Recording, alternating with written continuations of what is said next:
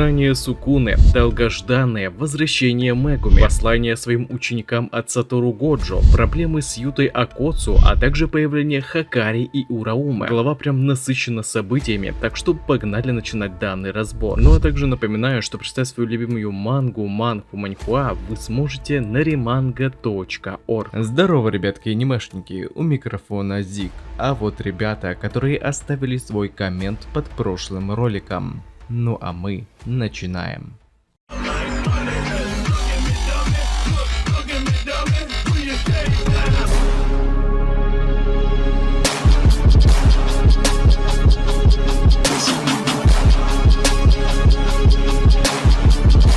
Как и предполагалось в предыдущей главе, сегодня мы увидим спасение Мегуми, но прежде нам на подсознание показывают встречу Сукуны и Фушигура, где первый пытался отговорить Мегуми сопротивляться, считая, что ему уже незачем было цепляться за это спасение, ведь именно он позволил захватить свое тело Двуликому, из-за чего его сестра погибла, а также он отверг протянутую руку помощи от Итадори. Король проклятий уверял, что больше не было смысла в его жизни, говоря, чтобы он просто оставил ему свое тело, но Мегуми больше не велся на его слова, к тому же он заметил отчаяние в тоне Сукуны, ибо сейчас у него остался всего один палец. У Рёмина был еще способ превратиться в проклятый предмет, вот только если Юдзи сейчас просто вырвет Двуликого из его тела, тогда для него это будет окончательный конец. И Фушигура было приятно осознавать, что даже кто-то столь невообразимо могущественный тоже боится смерти. И смотря как Рёмин постепенно исчезает из его сознания, Мегуми заявил, что несмотря на все, что произошло в Сибуе, он все равно хочет пожить ради кого-то другого. Затем мы перемещаемся в настоящее время, где видим, как распадается территория Итадори, который своим финальным ударом черной молнии окончательно изгнал Сукуну из тела своего друга. И да, Мегуми наконец-то был спасен. Но даже так Двуликий пытался спастись, намереваясь вновь ухватиться за тело Фушигура. Однако из-за того, что Рёмин был изгнан насильно, его оставшийся облик начал буквально рассыпаться, приведя короля проклятий в жалкое состояние, пытающегося любой ценой спасти свою шкуру. Вот только увидев приближающегося главного героя, его постиг просто дикий ужас. Когда-то великий и могущественный Двуликий спустя столько лет действительно ощутил страх перед лицом смерти. Смотря в глаза своему противнику, Юдзи задал ему вопрос, что же теперь он собирается делать, тем самым заставив Сукуну вспомнить предложение ГГ о пощаде, если он вернется обратно в его тело. Вот только тогда он сам отказался от такого исхода событий. Однако, несмотря на очевидную неисправимость Двуликого, Итадори все равно хотел с ним поговорить, утверждая, что Сукуна это и есть он, наш главный герой Юдзи Итадори, подразумевая под этим их схожесть. Ведь все они рождаются, неосознанно неся в себе проклятие, и от того, в какого монстра они превратятся, зависит только от судьбы или от удачи. Вот только в отличие от него, у Итадори был любящий дедушка, направивший его на правильный путь в этой жизни, в отличие от Рёмина, которого изначально считали проклятым отродьем. Поэтому Юдзи хотел начать все сначала, предлагая Двуликому вернуться в его тело, дабы в дальнейшем продолжить жизнь, не проклиная кого-то, а существуя рядом с ним, говоря, что даже если никто не примет его, он все равно останется вместе с Сукуной. Мне хоть и не нравится то, что главный герой пытается исправить антагониста, но в ту же очередь его можно понять, ведь Итадори и король проклятий действительно похожи. Ходили даже теории о том, что ГГ это Сукуна будущего. Вот только в отличие от Рёмина, Юдзи всегда окружали люди, которые поддерживали его, тем самым не дав ему превратиться в монстра, каким стал Сукуна в эпохе Хиян. Так что неудивительно, что пройдя через этот тернистый путь, главный герой хотел помочь ему начать все сначала. Но зная, сколько крови было на руках короля проклятий, я бы на месте Итадори не желал пощады такому персонажу. Хотя в ту же очередь искупление это тоже наказание, когда смерть в свою очередь может восприняться как избавление от этого наказания. Так что было бы интересно услышать ваши мысли по этому поводу. Правильно ли поступил главный герой, предлагая своему противнику начать все сначала, тем самым заставив его искупить свои грехи, или же он заслуживает только смерти. Сам же Сукуна не ожидал, что даже после этого Юдзи продолжит тему их разговора из 265 главы, говоря, чтобы ГГ не недооценивал его, ибо он все же проклятие, возможно намекая, что его уже ничем не исправить и он до конца будет привержен своим идеалам. Однако в ту же очередь нам не дали четкого ответа, умер Двуликий или нет, но об этом мы поговорим далее в ролике уже после событий в Сибуе. Также нам показали Хакари Хакари и Урауме, а ведь был страх, что для них вообще не останется эфирного времени. Урауме почувствовала, что Сукуна проиграл эту битву, после чего Хакари задался вопросом, что теперь им делать, ведь их сражение все еще не было закончено. Однако Урауме больше не видела смысла в продолжении битвы, ведь итог и так уже известен. Говоря, что возможной причиной поражения Сукуны стала его воплощенная форма, ведь у них просто не было бы и шансов, если бы они столкнулись с могуществом короля проклятий прямиком из эпохи Хияр. А так нынешним шаманам просто повезло, что они родились на 1000 лет позже, что для Хакари, как человека, полагающегося на свою удачу, было довольно приятно слышать. После чего тело Урауме начало трескаться, в конечном итоге полностью разложившись и окончательно покинув этот мир. Затем события переходят на некоторое время вперед, где мы видим очнувшегося Мегуми после завершения столь долгой битвы в Сибуя. Итадори и Набара хотели сделать ему сюрприз, мол, она на самом деле не умерла, но какой-то бурной реакции от него так и не было. Хотя сама Кугисаки ожидала, что парни будут чуть ли не кипятком писаться от его возвращения. Хотя Юдзи все же сказал, что заплакал, когда в момент битвы с Сукуной Набара применила свою технику резонанса. А так как они наконец-то собрались вместе, Кага решил передать им письма от Годжа, переданные ему Сёко. Хотя эти двое были совсем не в восторге, зная, каким был человеком их горе-сенсей. Кстати, письма было всего 2, ведь Юдзи успел поговорить с Годжа лично. Первая начала читать свое письмо Набара и тут же его порвала, ведь там была указана информация о местонахождении ее матери, а ее это совершенно не волновало, чему Юдзи был сильно удивлен. Мегуми же от своего письма начал смеяться. Увидеть такое от него было крайней редкостью, так что герои также захотели увидеть, что же там было написано. Но взяв в руки его письмо, их восторг тут же сменился недоумением, совершенно не понимая, почему и с чего тут вообще можно смеяться. Ведь в письме Сатору сообщил ему, что у него больше не было папы, поскольку он собственноручно его убил. В конце даже извиняясь за это. Вот только Фушигура, как видим, это ничуть не задело. Однако смех смехом, но у них было очень мало времени, поскольку им всем нужно было как можно скорее встретиться с остальными. Изначально Мегуми подумал, что это из-за него, считая, что ему нужно извиниться перед всеми за причиненные неприятности. Вот только это совсем его не касалось, отчего Фушигура был в замешательстве. И тогда Юдзи сообщил, что дело касалось Юты Акоцу. А смотря уже на этот четкий фрейм, где на главном герое совершенно не было никаких отметин, можно предположить, что Сукуна, видимо, реально умер, и тогда получается он в который раз отказал главному герою в получении помощи. Что странно, ведь он так цеплялся за жизнь, пытаясь вернуться в тело Мегуми. Хотя с другой стороны, он был настолько слаб, что поэтому на ГГ нет никаких отметин, если он все же вернулся в его тело. Но пока у нас нет четкого ответа, умер Двуликий или нет. Хотя я все же склоняюсь к тому, что на 9-й странице была запечатлена его гибель. Возвращаясь к проблеме спасения Юты, мы видим, как к месту назначения идут Панда, Маки, Инумаки, Мива, Кусакаба, который все же выжил, и Момо. При этом кто-то, предположительно Маки, назвала Юту ублюдком, отчего наша троица даже опешила, ведь совсем не таким должен быть настрой тех, кто идет спасать своего товарища. А раз уж в целом постал вопрос спасения Юты, значит он выжил, просто сейчас он не способен управлять телом Сатору Годжо из-за того, что у него закончилось время копирования техники Киндзяку. Пока жестокая магичка удивляет своим хэппи-эндом, но посмотрим, что же Гэга сделает с Акоцу в следующей главе. На следующей неделе манга «Магическая битва» будет на перерыве, так что 269 глава выйдет через неделю. И также не забывайте, что прочитать свою любимую мангу и не только вы сможете на remanga.org.